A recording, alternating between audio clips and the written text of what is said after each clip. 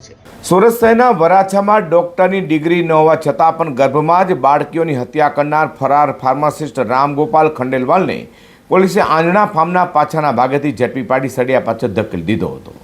સુરતના વરાછા વિસ્તારમાં ગેરકાયદે ગર્ભપાત કરવાના મમતા હોસ્પિટલમાં આરોગ્ય વિભાગે પાડેલા દરોડામાં ભાગી છૂટેલા ગેરકાયદે ગર્ભપાત કરાવનાર ફાર્માસિસ્ટ રામગોપાલ ખંડેલવાલને વરાછા પોલીસે ઝડપી પાડ્યો હતો।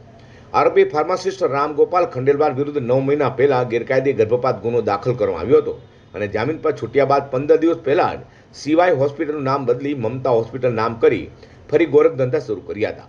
આરોપીની તપાસ કરતા તેના કારનામા ગુજરાત પૂરતા જ નહીં પરંતુ મહારાષ્ટ્રથી રાજસ્થાન સુધી પણ હોવાનું ચર્ચાઈ રહ્યું છે।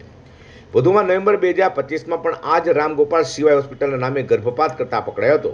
તેની સામે ફોજદારી ગુનો નોંધાયો હોવા છતાં કાયદાનો જરા પણ ડર વગર તેને માત્ર 6 મહિનાના ટૂંકા ગાળામાં એ જૂના સ્થળે મમતા હોસ્પિટલનું નવું બોર્ડ મારી ગેરકાયદે પ્રવૃત્તિ શરૂ કરી દીધી હતી।